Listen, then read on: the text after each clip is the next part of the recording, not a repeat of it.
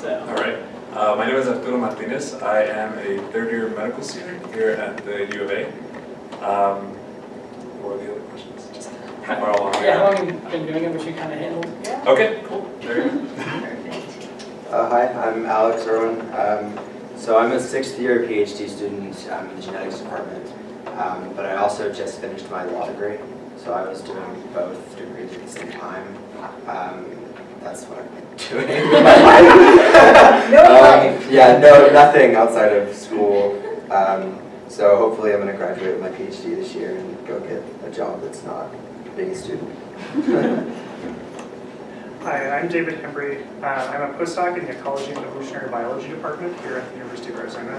I have a PhD in evolutionary biology, and I'm on a track to pursue an academic career as a professor at a research institution like U of A, for instance. Robbie invited me, though, here to talk about study abroad as part of the STEM career, because I've spent a lot of my career both being affiliated with universities in foreign countries and doing fieldwork in foreign countries. I have most experience in Japan and French Polynesia, but I've worked with people in a lot of different, collaborated with scientists in lots of other countries. So I'd be happy to answer questions you have about study abroad or international collaboration as a graduate student. My name is Terry Suzuki. I have a PhD. I have been actually working in drug discovery research for 20 years. But a long time ago, I was actually a UBRP student.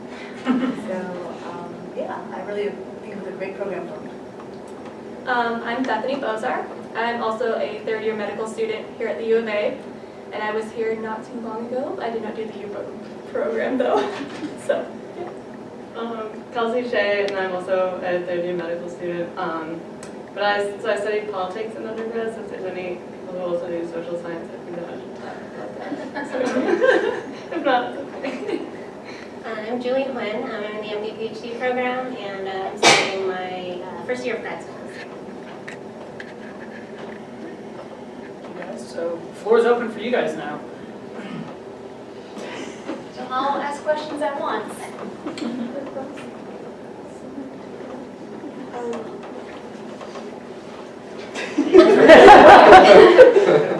So I'm studying for the MCAT right now, and I was wondering if you guys have any tips for if you didn't take the MCAT, professional exam, any kind of exam, if you have any tips.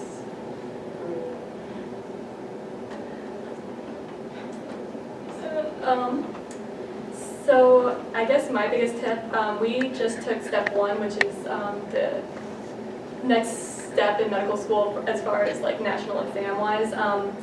Questions really help, lots of practice questions, and just really finding what works best for you as far as saying whether it be flashcards or some kind of repetition. My real big advice.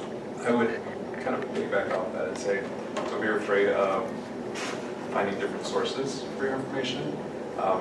Like she was saying, if flashcards work for you, great. But if you need to watch a video, there's plenty of videos you can watch on YouTube. Just make sure that they're from a reputable source.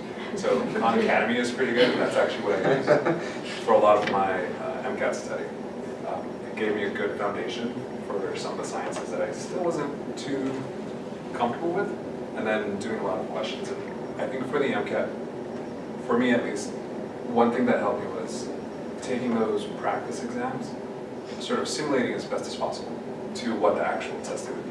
It gets you used to what the day is going to be like. It kind of gives you an idea of when is it that you need a snack, how much, what time should you be eating. Just kind of helps you program your body to better be ready for that day.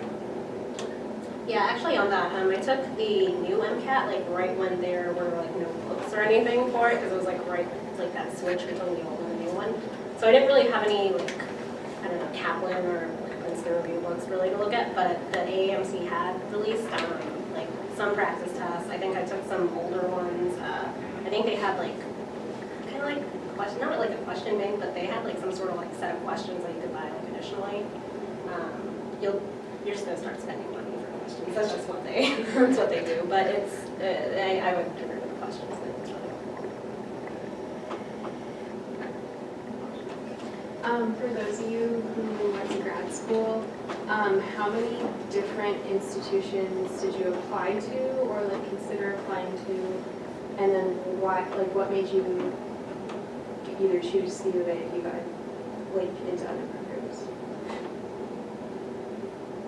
I guess I can start. I applied to maybe 6 or 7 different graduate schools. I picked here because I wanted to work with mountain lions and my boss was the person to do it with. So maybe not the best person to answer that second half of that question. This was my first interview and I decided that day that this is where I wanted to go. So I went to a bunch of other interviews and just kind of wasted the semester. It was fun. This is a long time ago. I think I applied to about somewhere between 5 and 7. I don't recall exactly how many. And basically, let's see, why did I pick the place that I ended up going? I did not go to U of A, and I picked the place that I went to for a combination of reasons. One was that it seemed like I had a lot of flexibility in terms of what I was going to work on. And I liked that, and I wasn't totally sure exactly what I was going to work on, so it seemed like a good choice. I had lived very far away from my family for a long time, and I wanted to be closer to them, originally from the San Francisco Bay Area. So I wanted to be in that part of the country again. And there were I guess there were 1 or 2 other people that I was considering very seriously, and they kind of became disqualified as advisors. One, I had concerns about how he treated his graduate students, and a second person was in the process of deciding whether he was going to move to a different institution. It was basically impossible, like I had no idea where he was going to move, he wasn't going to tell anybody, so it was impossible to evaluate like living in St. Louis versus like living in Boston, like to work with that person. So, yeah. So I did my PhD here and my undergraduate here, but I don't necessarily, it worked out really well for me, but I was cautioned and I would pass on the caution. If you do that, change advisors. So my undergraduate UBRP advisor focused on biochemistry, so he said swap, go someplace where they have a lot of, say, MCB background. So I did. I changed to MCB person for my PhD. I applied to 4 places. I got into 3 of the 4, but I got a fellowship here. And I don't know that this is how you should decide, but it was like, wow, I wouldn't have to teach. I'll be able to do more stuff. And I never regretted it. I really liked it. But in general, you don't want to, even if you're having a really great UBRP experience, I don't know what you guys think, but I think generally you don't want to stay in that same lab for all of your degrees because you won't get as broad of an experience. Yeah, I would totally agree with that. I'm going to jump in if that's okay, because my story is kind of a combination of the last 2, where I applied to about 4 different schools, and I chose, similar to wanting to study one specific organism, that was one of the decisions that I made. It was also kind of the opposite decision of David. I wanted to get as far away from my hometown as I could. That sounds negative, but I had never been really out of the state, so I wanted to kind of get far enough away. And it was also a faculty member who was open to the idea of me like doing a lot of teaching alongside my research, which is for a lot of graduate students not very common, but it was something I was very interested in. She was very willing to work with me with that, so that's something that I did. I guess I would add in one thing following from what Terry said, which I had forgotten because it was a long time ago. I ended up going to the institution that I went to for my PhD because I found out about a month before my decision deadline that I had received the NSF Graduate Research Fellowship. That institution was a public institution with sort of perennial graduate student funding problems that were not being addressed, and they had admitted me, but they were not going to offer me any funding. Which was actually like a violation of their own policy, but I didn't know that. And so had I not received that fellowship and known that, like I probably would have gone somewhere else. I'm going to do one more comment, just to support what you said. Also, you mentioned you checked into how potential advisors treated their graduate students. I had a really nice experience, but I had friends in the program who had it's a really important relationship. So if you're going to go to graduate school, talk to other students, talk to postdocs.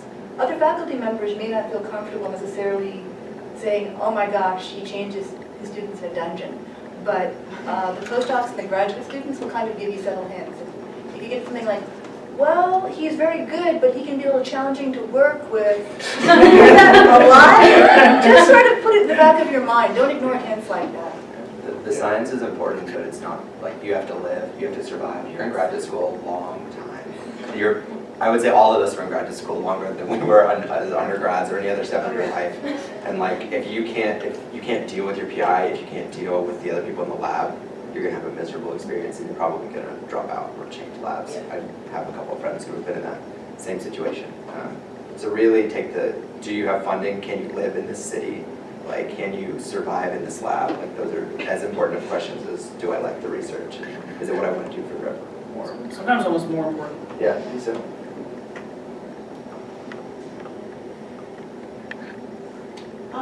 I was wondering, did any of you guys get a master's before you decided to go to medical school or graduate school? And if so, like, were you glad you got one? Did it help you in the future? I did get a master's. I did the accelerated master's program here. I don't know if any of you are MCD majors, but just a plug for that major. And I am glad I did it.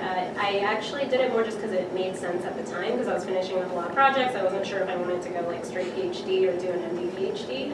So during that time, I also did a lot of clinical stuff in addition to like finishing my research. So yeah, I'm definitely glad I took the time to do it instead of like just rushing into doing something. I have one of that too. So I did a master's in Amsterdam before coming here because I did philosophy for my undergrad, and I did philosophy of neuroscience, and I was like, oh my god, science is so cool. But I need to sort of backdoor my way in.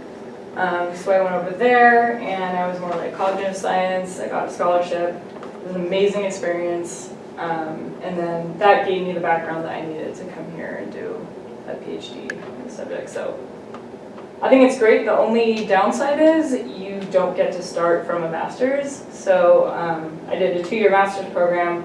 I'm going into my 5th year of my PhD, and that's just kind of how it is. So you probably will lose some time. It's really field specific. My lab, my PI is in both the School of Natural Resources and the Genetics Department. They don't even let you into the School of Natural Resources if you don't have a master's degree. So you have to in that field, and in our field, it's most of the people who have masters are people who dropped out of graduate school. It's just really field specific, and it's also like, if it's funded masters, that's one thing. A lot of the masters aren't funded, so maybe not would be my suggestion if that's the situation. The other thing to keep in mind, the rules may have changed from 10 years ago, but I did not get a master's, and I was glad later on that I didn't, because it would have actually rendered me disqualified from the NSF Graduate Research Fellowship. So if you have a master's in the same field, and they have some definition of what is the same field, you can't apply for the GRFP, but you're not allowed to be considered. So maybe that doesn't matter. You know, at some programs, maybe you can do fine with whatever funding they guarantee to graduate students, but I'm glad in hindsight that I didn't do that, just for that reason. I did not get a master's. I was considering a master's just to see if that would improve my candidacy for medical school. I applied more than once to medical school as well. It's discouraging, but that's on the sidelines, you know. You apply and then you get rejected. You're like, but in the meantime, instead of getting a master's, I was actually working. And I feel like, even though I didn't get a master's, some of the background that job gave me, I won't say put me at the same level as a master's, but I think gave me a different kind of experience that I don't think I would have received had I gotten a master's. What was the job? So I graduated with a bachelor's in biology, Bachelor of Arts, so BA in biology for my undergrad. Following graduation, I looked for research jobs, not really knowing what I wanted to do or kind of what route to take, so I just literally applied everywhere. I worked doing EKGs for deaf children, so it was more of a health research project. And then after that job, I worked for a couple more years doing community-based research. I also go on the same thing. I did the same thing as Arturo did. I got my bachelor's of science and spent 2 years as a laboratory technician at a medical university. And that actually gave me the exact opposite perspective, I feel like, where I thought I was going to go to med school for a long time. And then seeing the MD PhDs and seeing the MD students and the medical PhD students, that taught me that was not the world I wanted to be in. And it kind of served the same purpose for me almost as a master's. Like I can't say I was equivalent to a master's student in any way, but it definitely gave me perspective on what I did and didn't want to do, to not want to mess with my schedule. So.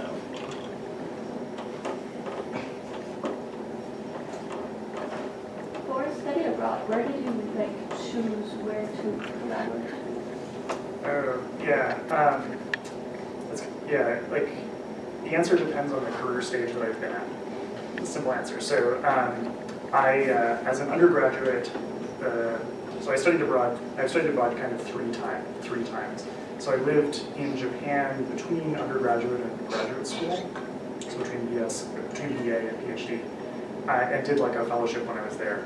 As a PhD student, I did a lot of field work on islands in the South Pacific, most of which are not part of the United States. And so I lived in French Polynesia for a year and did field work, traveling to different islands and collecting specimens there. And then I did a postdoc in Japan before I came to U of A. So I've lived at different stages. So going to Japan the first time was mostly driven by the fact that I had studied Japanese as an undergraduate. And I basically felt like I put all this effort into studying a foreign language. I was not ready to go to graduate school. I could not really speak Japanese yet, and I knew that if I lived there, I'd have a chance to really improve it, which was true. And there was an opportunity to apply for a Japanese government fellowship that would let me go there for a year and a half, either to get a master's or not to get a master's. And then I applied to grad school from there. So that was mostly driven by where I was sort of interested, what culture I was interested in, and the language I had studied.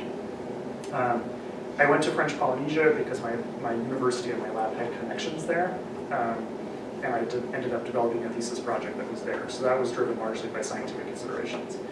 And then through my PhD, I collaborated with people that I had met in Japan before grad school, and it was sort of deciding to collaborate with those people that brought me there as a postdoc. But I've also developed collaborations, especially with people in China and in Brazil, mostly since becoming a postdoc. And that, again, has been driven by scientific considerations. There were people in China who worked on the same organisms, who were very enthusiastic about collaborating. It was a really easy route there to collaborating. And in the Brazilian case, I met somebody who was a graduate student, a postdoc at UC Santa Cruz, who I later ended up collaborating with once he returned to Brazil. So initially it was sort of driven by language and sort of culture-specific interests, and then everything started getting driven by scientific considerations. Yeah. So I also studied abroad in undergrad, but learning Arabic. So I went to Jordan during undergrad and then taught English in Lebanon, right after graduating from undergrad. And then last summer, through the medical school, I did a global health project in Lebanon. So kind of similarly, at first I was just driven by wanting to learn the language, and then that I think helped me a lot last summer, being able to go back.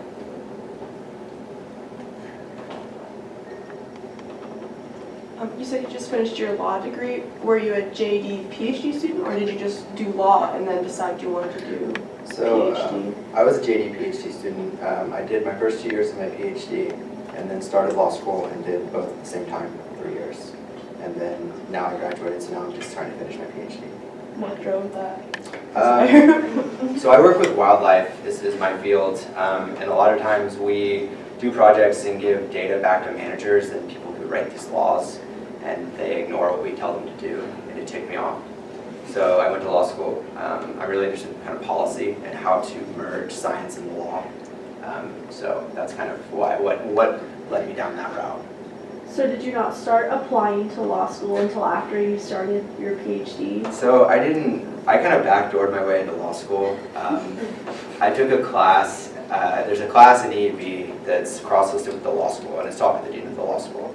And at the end of the semester, I was like, hey, I'm thinking about doing law school after I finish my PhD. I think these would be 2 really great degrees to have. And this is like May, and he's like, why don't you just start in the fall?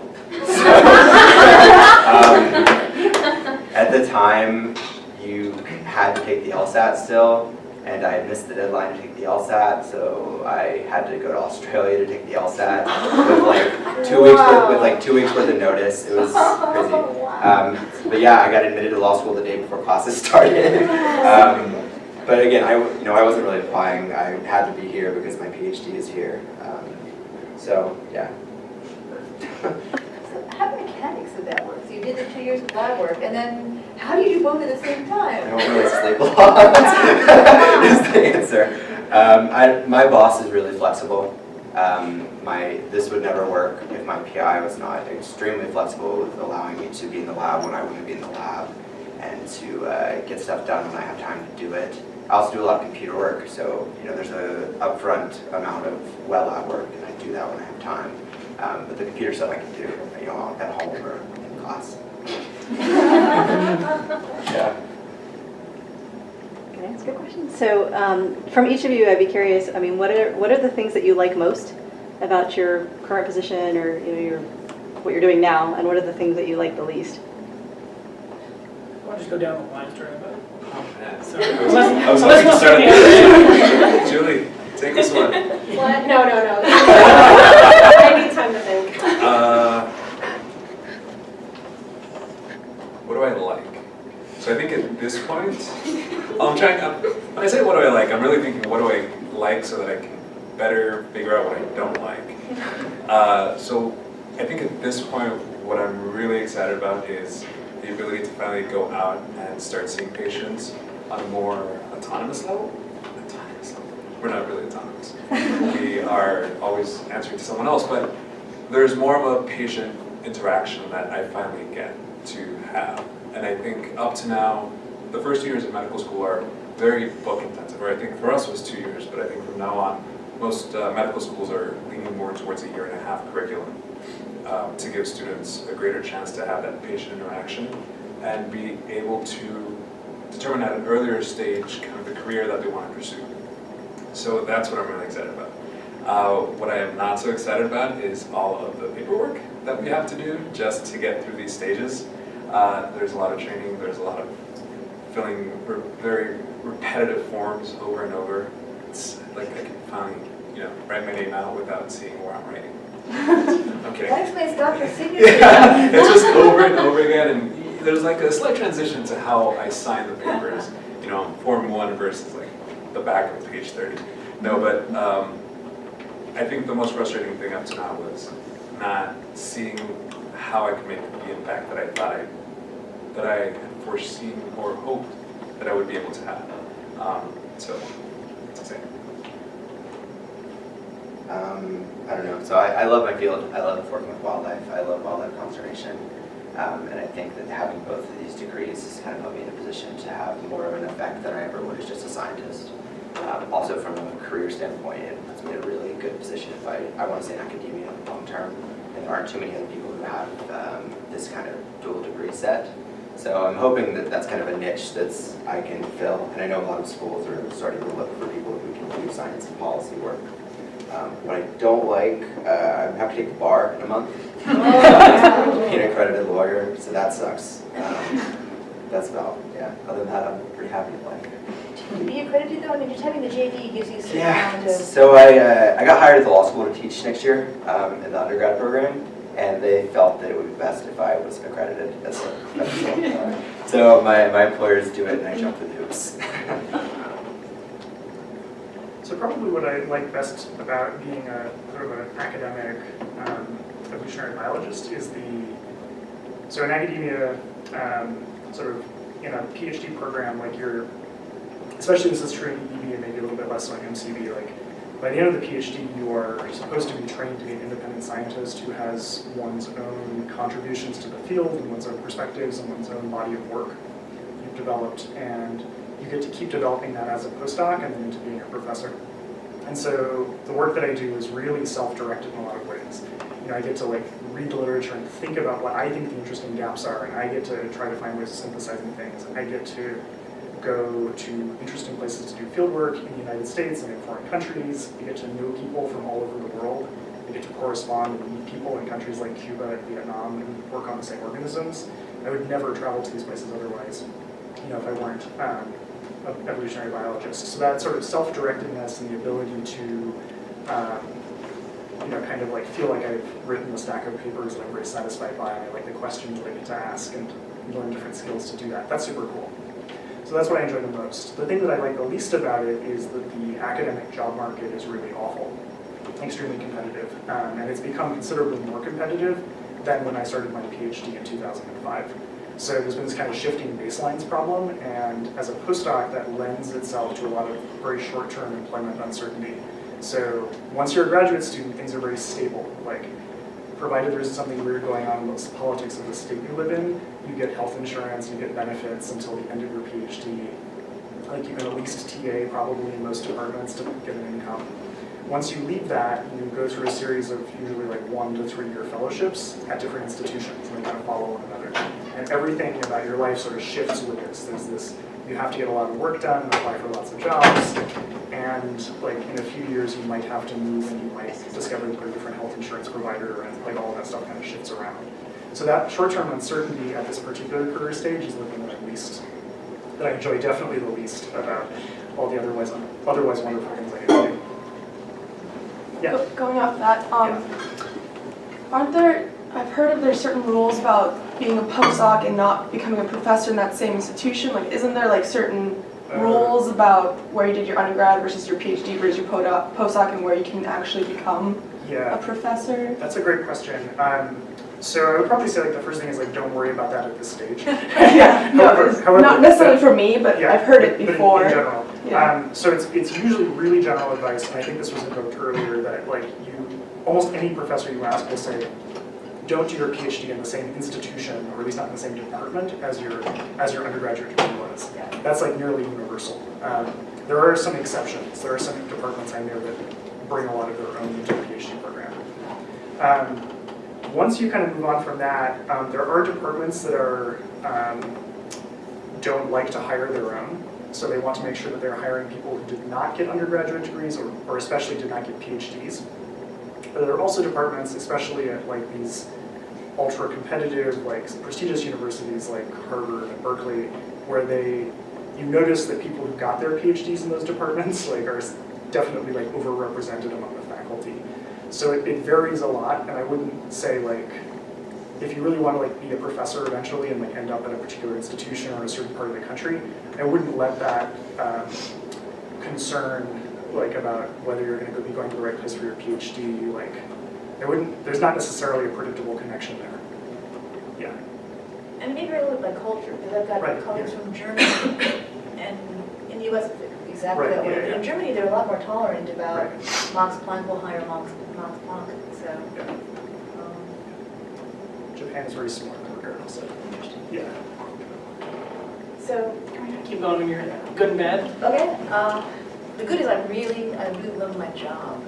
So, and I don't know if you think about this, but I have a friend, he's a faculty member here, and he has been both in industry and academia, and he said that he finds what he likes about academia. He's a distance runner too, and he said he likes it. You decide when you're going to run, how far you're going to run, and what you're going to do. He said what he wasn't so happy with when he was at a company was more like soccer. So you can't just go say, I'm going to go play soccer. You have to coordinate with people so everybody shows up. You have to have a ball. You have to have nets. And he said it made him crazy. So he went back to academia. He's a professor here. But for me, I love that. So you get to work on projects in the work that I do. And you get to work with, so I'm a project team leader as a biologist. I've got a co-team leader who's a chemist. I have this really great IT department. I have this guy who does data. And we all work together and we get things done that there is no way I could be doing, setting up the data algorithms and doing the ImageJ scripting that the one guy does. I also can't make the compounds that might be drugs. I've got a really experienced chemist that he can do, but together we can accomplish things that none of us could do on our own. So if that really appeals to you, but you're going to have to work with other people, well, every day, and not mind. You can't, as the head of a lab, my impression was you can kind of say, you're doing this, you're doing that, and that's sort of how it goes. When you're on a team in a company, you come together, you have to have sort of a communal view of the best way to go. I don't mind that, and I really like being able to learn from my colleagues. It's a lot more applied, so we work on human diseases. We just got a grant from the Cystic Fibrosis Foundation, And so we're going to be working on that. So if I wanted to work on sickle cell, I could make proposals, but unless they're funded, I'm going to be working on cystic fibrosis, which actually I like cystic fibrosis as a disease, so it'll be interesting to work on. But you don't have as much freedom to pick your own way. I would say the thing I don't like is sort of akin to what you were saying, which is that and I think it may be true of the economy as a whole, but you don't have guaranteed job security. So I started out my career at a pharmaceutical research company. It was probably most broadly known as Sanofi. They made Allegra. And that's very stable. You have some red tape and some paperwork, but you have a very stable system. You know how projects come in, you know how projects go out, you know your budget, and you can plan. And also, pharmas have strong deep R&D budgets, so you don't have to write grants in order to be able to have relatively good access to reagents and machines. And you need reagents and machines if you're doing molecular. Now, we were sold by that company and purchased by a biotech. A lot less red tape. I really like the managers. I never met the CEO of Sanofi. There's 100,000 people in the company. You're never going to meet them. I met the head of R&D once. And a small company, I now know the CEO, he comes by all the time. I know the head of research. And you know them well, and you know what you're doing and why you're doing it. But the downside is it's less stable. So we're now competing with companies in India and China who pay their people a lot less, and they're smart too. So we now have to go out and say, really, you want to work with us because we are experienced, we have, these drug leads that we've done, so we've got a history. But it's competitive now. So in 6 months, 2 years, 3 years, we get a big grant that'll keep us funded for a while, but it's not as secure as it was. So if you're going to go into business and biotech, I think it's exciting. It's really interesting, but it's not secure, and so you want to make sure that you maintain your skills and your relationships so that if the company gets sold or changes direction, you're already sort of on your feet and thinking about what you might want to do next. If you go to a big company, then you have more stability, but it's a little bit maybe red tapey and a little bit maybe dull. So. I feel like this is really hard following up after these people, but my favorite thing about medical school, my major here was physiology, and so that was my absolute favorite thing learning about. So it was really great finally getting into medical school and learning more about all the different organ systems and diseases, and I found that really fascinating. It also was great talking to patients and finally being where I wanted to be with my life. And I'm going to say the same thing as Arturo, but really excited to actually be out in rotations in the field. I think it's still pretending to be a doctor, but being a baby doctor. And so yeah, so I think that's all. Like, I have honestly really liked being in med school. However, you have to be sure this is really what you want. There's a lot of times where I did not want to stay up, late into the evening studying or do 10, 12 hours of studying per day for weeks on end. So that did get a little hard, but you just have to remind yourself why you're there in the future. So yeah, you definitely have to be sure that's what you want when you get there. So I guess something that I've enjoyed over the first 2 years of medical school was we have a commitment to underserved people program, where you actually get to work with people in the community and get to know the community better. Because I'm not from Tucson, but I lived here a couple of years before starting med school and had worked for a few different nonprofits. And so, like Julie and I both, the first 2 years helped run a student-run mental health clinic. It was really cool because we got to meet psychiatrists and work with teams, and patients would come in and we'd be able to help them. And then I also taught a lot at the jail, so teaching health classes to the minors that are there. So that's something I really enjoyed so far. And then similar to Arturo, I think I am not looking forward to the frustration of the electronic medical record and just the fact that in a lot of ways is helpful to patients and is designed to help streamline things, but it sort of doesn't because it creates bigger workload and then doctors don't get enough actual face time with patients is my impression so far, but hopefully it's not as bad as it seems like it might be. Realize that we ended with me, but I still did not think of good things. I'm just going to go stream of consciousness here. So it's fine, it's fine. So I think something I've enjoyed not just throughout med school or just I think in general throughout undergrad and my master's is just the people that I've met. I think one of the most amazing things about everyone that I've just met along this pathway is just how willing everyone is to really just help you figure out what you want to do. I mean, you guys are in UBRP, so you know how great Jen and Carol are. This is obviously a great opportunity. My undergrad and master's research mentor was really the main reason why I went and pursued a career in research. Before that, I'm the first person in my family to go to college, so I didn't even know what research was entailed starting undergrad. So he really was just the driving force behind that. And then just even throughout med school, if you wanted to work on a project with some sort of medical education thing or work at the jail or do work as a in a psychiatric free clinic, everyone's just there to help you and just help you grow as a person and in your career. So yeah, I think my favorite thing is probably just everyone who's been there for me. And then I think the hardest thing specifically for the MD PhD program is it's kind of weird to see all of your classmates move on. So they're all being baby doctors right now, and it's sad because you make a lot of friendships and you form a lot of bonds, and I think that they move on and they'll probably graduate before I even finish my PhD. So which is kind of weird to think about. It's like you say now.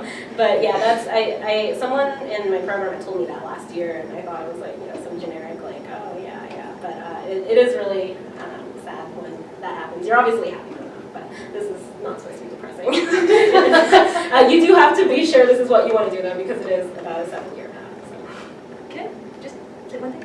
Yeah. You would be amazed at how much respect the PhD MD commands in the area of drug research and applied drug stuff. That's the most useful frame of mind because you have both the clinical and the ability to understand the research side of things. So I think there are certain doors that will be more open to you because of the pain right now that you're going through. No, actually that was one of the reasons why I think the biggest reason I decided to do the MD PhD instead of PhD is because I had a lot of clinical interests. I worked with a medical geneticist during my master's, and we wrote this case report together on this family who had mutations in this gene called CDH1. And in the past, before everyone could do 23andMe and all of those things, you had to pay thousands of dollars to even get your gene sequenced. But now that it's a little bit more affordable, people are doing it. We saw in 4 or 5 generations that this whole family had a CDH1 mutation, but none of them had developed the gastric cancer that it was associated with. And I was that's really, that's interesting, right? How come some people with this mutation develop cancer and then some people don't? And that kind of just led me to be I'd like to do something where I could ask those questions and maybe try to answer a little bit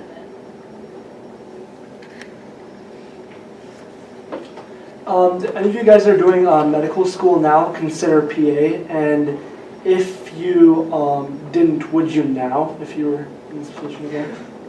I did consider PA school. I actually shadowed a PA one summer because I was leaning towards that.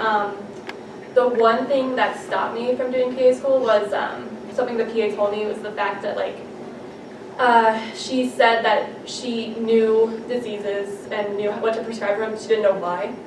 She didn't know why people developed gastric cancer or just things like that, and I really wanted to know the why behind it all. And I wouldn't go back to PA school now if I had the choice, so I was happy that I chose this. Any opinions from any other people? school? I did not consider PA school. And so, no. And it's nothing on PAs, it was just something I never considered. Yeah, I would say the same, and I had heard kind of similar to what Bethany was saying about, yeah, not getting the full picture. But one of my best friends is a PA, and she loves it because she has a life, she says. And, so she still gets to see patients, and she feels really confident in her job, but she has a life. So I think that's the positives.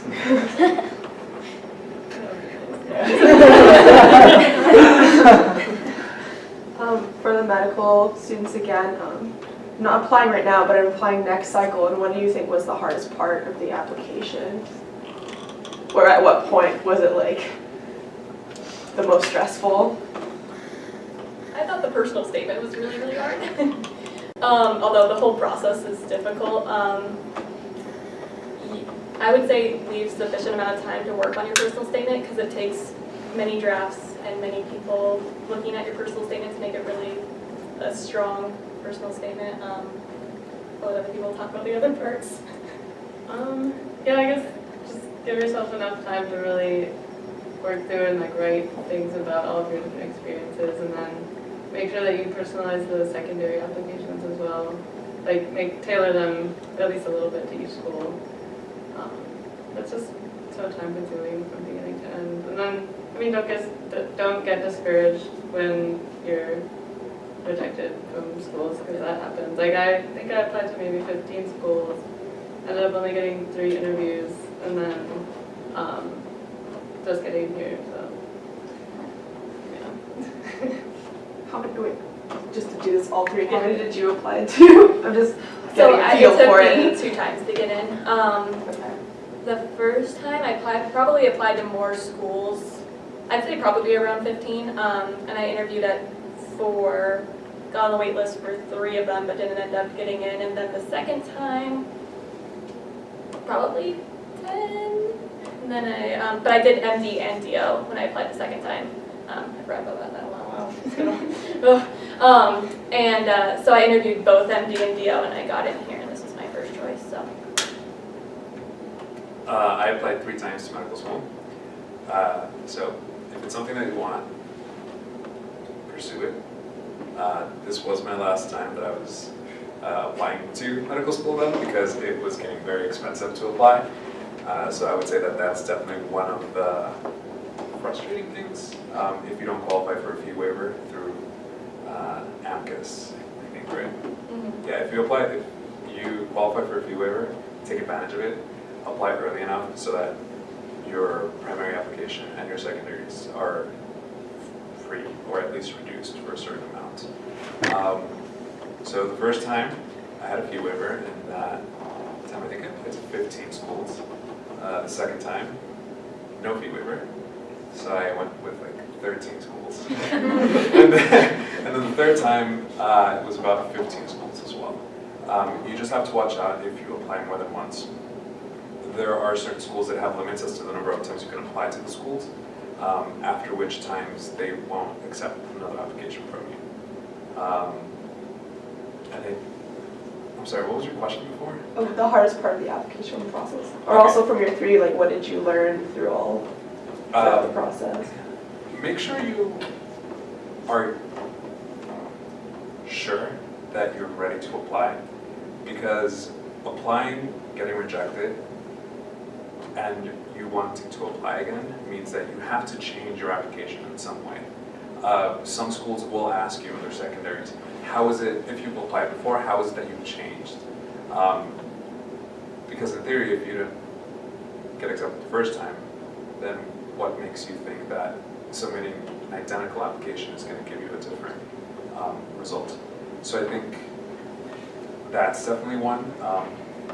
And I think going along with what Bethany was saying, if you have multiple people read your personal statements, that's great, but just watch out with the different comments you're going to get from everyone, and making sure that your voice gets through that personal statement, as well as making sure that you're not repeating what's already in the application. So the application has, I think, at least when we applied, had 3 spots for experiences that were most valuable to you. Don't rehash what you say in the application with your personal statement because you're just wasting space. Make sure that you are using proper grammar, that you're not misspelling the city of Tucson. It's the name of Tucson because I'm pretty sure it's a very common mistake that happens. Or with any other school, just make sure you cross your T's and dot your I's along the entire way. So for those of you that applied the second time, what did you do differently that allowed you to get in that final time? It's a great question. I became a certified EMT while in my last semester of senior year. I did through a program in Tucson. And I had a chance to do an externship with the EMT program. So I got more experience in patient care that I didn't have previously. One thing I really emphasized in my second application was the fact that from my first application to my second application, I really matured. One thing I thought of, so they tell you in school what you do is you do undergrad, and then if you want to go to med school, you do med school. And I just thought that you applied right away, so I applied my junior year and I wasn't ready. And I'm glad I had a year off because it really helped just in my life and helped me start out med school in a good place. But yeah, I guess the EMT is really the thing. So I find something that, whether it be patient care, whether it be research, just keep on striving, and it helps the application the second time.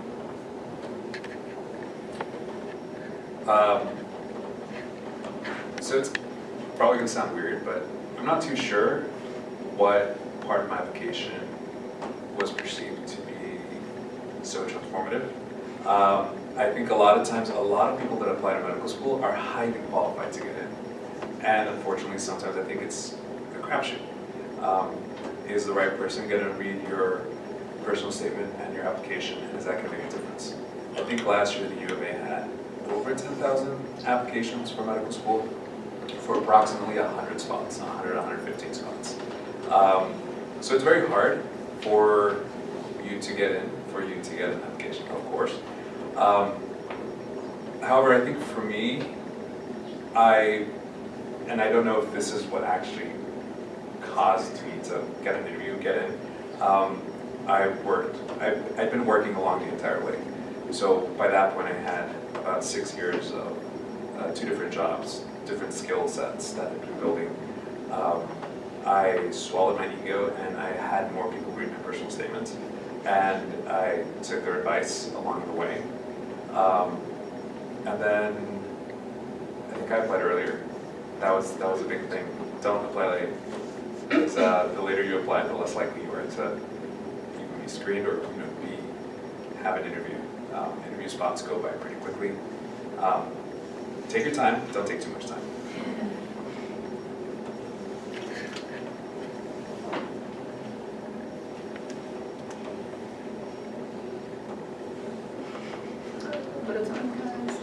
Okay, I got one. What was your primary motivation in entering industry? That probably is for me. So,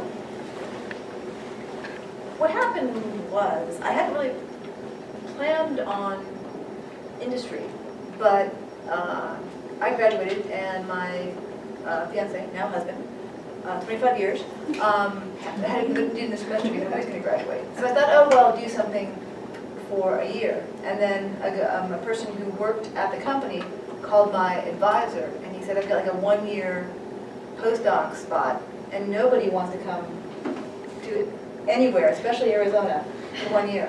He said, I need somebody who you can personally recommend. Do you have anybody coming out of your department, which was biochemistry, who would be good? Because since they're already in Tucson, maybe that would work. And she's like, as a matter of fact, I do. I have a student writing a dissertation right now. So I thought, oh, well, this is different, and I need something that I can do for this year, and this sounds like a lot of fun. And then at that time was also constriction in the academic market as well. And all the postdocs were saying, oh my God, it's hell out here. So I thought, great, I'll do this for a year. And they were very upfront about saying, some companies will tell you, and then usually when they tell you, they mean it. We will hire you as a postdoc, but we will not hire you for a permanent position. And I thought, great, because I don't want to be here permanently anyway, so no big deal. But then another person left, and they had an opening. And they said, we could actually possibly change our mind and add, why don't you go ahead and apply? And by that time, I loved it. I'd always planned on being an academic, but I had a blast. That first project that I was on ended up doing pretty well. And I loved the people, and I loved working with a team. And I thought, wow, this is really something I'd never considered, but I would really like to do. And then they had a spot. And what I found out is, this is maybe useful to some other people as well, there were people who were applying for the same spot, who came from Berkeley and Harvard, and they had 12 papers, and they had done 2 postdocs. And I thought, I'm toast, because I don't have a resume like this. I'm coming straight out of graduate school. But I got the job, and I thought, I went to the head of the thing, and I said, hey Ken, no worries, I saw the other resumes. I'm not going to feel bad if I don't get it. It was nice of you guys to have me apply. He said, wait and see. And I got the job, and I'm like, what happened? And he said, part of what you can see if you have the experience of working with the person is, do they work well in the team environment? He said, some of these people are brilliant, but they're not going to work well in a team, and we don't want that. So if you think you might want to go into industry, I would say, get an internship, spend some time and see, because you might hate it. A lot of smart people hate it, a lot of smart people like it, it just depends. And you'll know that. And plus, then someone can write you a recommendation that says, what was your name? Oh, Gabe. Gabe. Gabe works really well on teams. He's so motivated. It was a pleasure to work with him. He is the best intern I have had in the 17 years I've been doing this. And that actually does increase your chances of getting an industry job, because one of the guys that we hired who's now at Ventana was a professor here, and he couldn't get an industry job initially, even though he was really well qualified, because everyone's afraid that they're going to not want to be in these teams. So getting the letter that says, Gabe's a great team player, actually helps. So I don't know if it's helpful, but I didn't know I wanted it until I got in there. So if you think you might want to do it, go ahead and get in there, and then you can decide early whether or not you're interested. I followed that. So do most people in industry do like a sort of industry postdoc first, or like you said that they don't generally just hire, so how does that work usually? So there are a lot of industry postdocs, and if you do people who might be doing industry postdoc, go someplace big, go to a Sanofi, or, well, I shouldn't say that, I'm going to backtrack on that. It depends on what you want. But you'll have, it is more secure because you will have the guaranteed 3 years, and you will have guaranteed money. But a lot of people, you need to have, we also hire people who, between their undergraduate and their master's or PhD, did a year of technician someplace. Basically, what you really want to see is that the person has actual bona fide lab skills. So those are things that are really helpful. So you can have worked in between your bachelor's and your master's, between your bachelor's and your PhD. And if not, then an industrial postdoc. I don't know of that many people who are, I think I can think of an exception or two, but generally you don't like to hire someone who has no industry experience, because sometimes that cultural mismatch between someone who wants to run their own project and suddenly runs into, a chemist who doesn't want to do things their way, causes so many problems. They usually let you see something. Industrial postdoc, year as a tech, something like that.